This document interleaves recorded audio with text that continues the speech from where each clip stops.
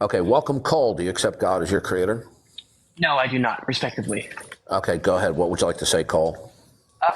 Listen, I want to keep this, just simple and friendly. I personally do not feel that there is enough evidence to support God or an existence of any sort of religion that ties itself to the creation of Earth or the creation of my life, other than what people have said that there is a creation, if that makes sense. Sorry, if that Okay, doesn't make sense. so I have a clarifying question.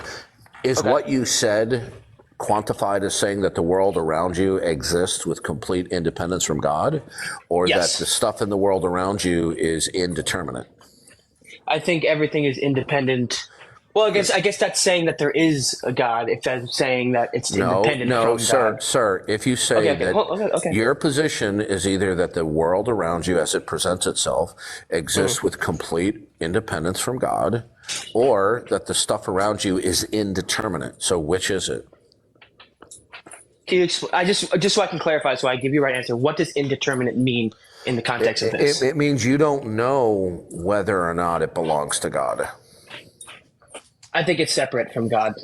I think it's Okay, separate. good. Explain to me what is the ultimate grounding of why anything is or cannot be, since in your view it's not God.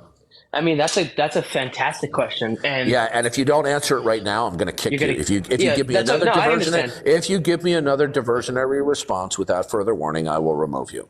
I understand. Yeah. Can you repeat the question one more time so I can answer it Yeah, fully? yeah. Isn't it amazing how when you lay down the law, a lot of people become more submissive? I've just been hearing how you kind Yeah, of like do things, so I'm just trying to keep it friendly. That's all. good, good. So explain to me how you determine why anything exists with independence from God.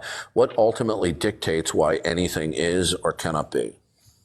I think it's because it's just the creation of what men or humans have done. I That's think not an it's. answer to my question. I'm asking you an ontological question.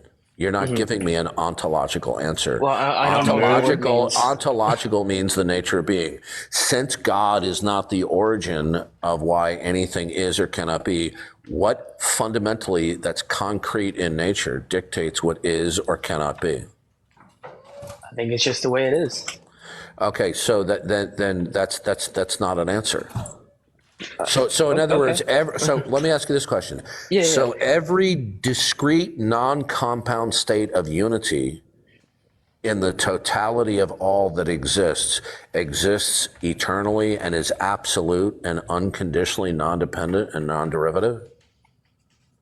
From God, yeah. I don't think God is a. No, okay. Are you asserting that every state of irreducible unity, as opposed to compound states of unity, every irreducible particular that exists within the set of everything, each of those in and of themselves are eternal, without beginning, absolute, and unconditionally non-dependent and non-derivative?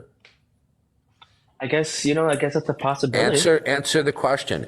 Saying it's a I possibility is not. I didn't ask you for fine. possibilities. No, I I would say said no. is okay. Well, then what you're saying is that there is no rhyme or reason why anything is, and therefore, if you stipulate that something is without background information, either extrinsically or intrinsically in terms as to why it exists, you're not talking about anything. Maybe, maybe No, not. no, Who no, knows? no, not maybe. It necessarily follows because what you're talking about is a brute fact. Something it just is. There's no reason extrinsically or intrinsically as to why it exists. Therefore, when you invoke a particular, it doesn't mean anything because there's nothing that dictates what it is. So if I mean, nothing the dictates, same could be said about listen your religion. carefully. Listen carefully. Whoa, dude! Oh my God! I'm not giving you philosophical BS. If you say that something is, and it is for no extrinsic or intrinsic reasoning, then when you say something is, that doesn't mean anything. It's nothing at all because there's nothing that dictates what it is. Hey, maybe. Yeah.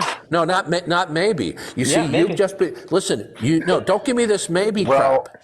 All right, you know what? You're Kick okay. me, dude. Kick me. Kick me. Just kick me. Yeah, Just kick me. yeah, Just kick you're me. done. yeah, Cole, Yeah. you're done. Yeah.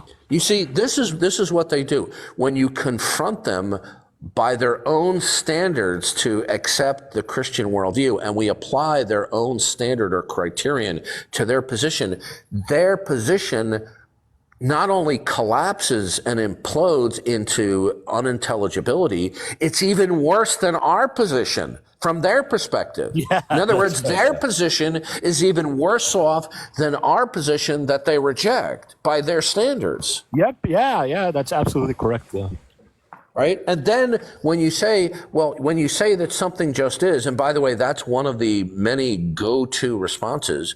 When you say something is without extrinsic or intrinsic identification as to why it is, then you're not invoking anything. There's nothing that explains what anything is. It has no interpretive frame of reference. So there's no is to talk about. You know, I have many Darth Dawkins sayisms, and one of them is, where do they grow these people?